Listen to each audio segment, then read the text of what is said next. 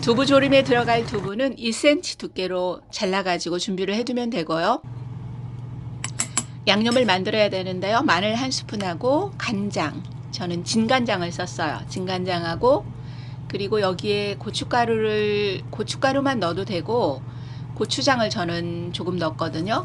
약간 걸쭉하고 진한 맛으로 하고 싶다 하면 고추장을 넣으면 되고요. 그렇지 않은 깔끔한 맛으로 할 경우는 고추장을 빼고 고춧가루만 써도 됩니다. 그렇게 해서 양념장을 준비를 해 놓고요.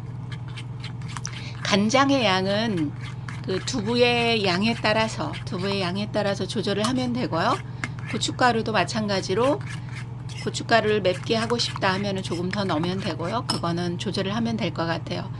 그리고 물기를 다 제거한 두부를 프라이팬에 약간 붙여줄 건데요. 이때는 식용유를 써도 되지만 저는 식용유를 쓰지 않고 팬을 달구어 가지고 두부를 넣으면 붙지 않거든요. 그래서 이때는 꼭 프라이팬을 달군 다음에 중불에 달군 다음에 두부를 넣어서 붙여주면 돼요. 그리고 물기를 완전히 키친타올로 제거를 해야 되고요. 그렇게 해서 두부를 노릇노릇하게 앞뒤로 한 번씩 뒤적여 가면서 그렇게 노릇노릇할 정도로 붙여주면 되고요.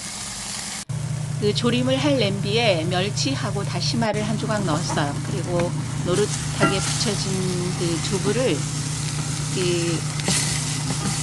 아까 멸치하고 다시마 넣은 냄비에다가 이제 조림을 할 냄비에다가 넣어주면 되고요. 위쪽에 그 아래쪽에 멸치나 다시마 놓고 그 위쪽에 이제 두부를 켜켜이 다 올려주면 되고요.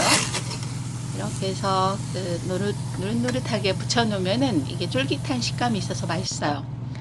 그리고 나서 두부를 다 얹고 나서 아까 만든 양념장을 다 끼얹어 주고요. 그리고 물의 양은 두부가 잠길 정도로 그렇게 부어서 이제 졸여주면 되는데요. 이때 이제 뚜껑을 덮고 이렇게 이제 졸여주면 됩니다. 두부가 졸여질 동안에 이제 파하고 홍고추, 그렇게 파는 잘게 약간 굵게 다지고요. 홍고추 썰은 거하고 준비를 해 놓고요.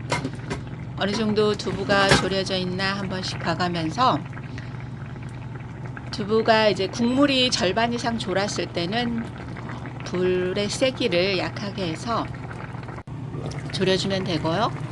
국물이 다 졸지 않게 어느 정도 바닥에 좀 남아있을 정도로 두부를 졸인 두부를 접시에 냈을 때 국물을 약간 끼얹을 수 있을 정도로 국물을 좀 남기고 졸이면 되고요. 이제 거의 졸여졌다 싶을 때 파하고 아까 준비한 홍고추를 위에 올려주면 되고요. 이렇게 해서 약불에 한 소끔 더 뜸을 들이듯이 조금 약불에 조금 더 졸여주면 되고요. 이렇게 해서 두부 조림이 거의 완성이 됐는데요. 이제 국물을 너무 완전히 졸여도 상관은 없지만 전 국물이 조금 남아 있어야 두부가 조금 부드러우면서 쫄깃한 맛이 있더라고요. 그래서 국물이 바닥에 어느 정도 자작자작 있을 때까지, 그 정도까지 저는 졸여줬고요. 이제 두부 조림이 완성이 됐어요.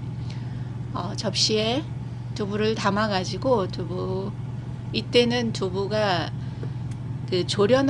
처음에 붙여서 졸이면 조금 덜 부서져요. 그렇지만 두부는 이제 부들부들하니까 부서지지 않게 주걱 같은 거, 얇은 주걱으로 살살 떠가지고 접시에다 켜켜이 담아서 내면 되고요. 이렇게 해서 겨울이나 이 두부조림은 사계절 계절이 없는 것 같아요. 그래서 사계절 밥 반찬으로 굉장히 인기가 있는 메뉴인데요. 이렇게 또 겨울에 따뜻한 따끈따끈한 두부조림 해서 밥에 얹어서 드시면 좋을 것 같습니다.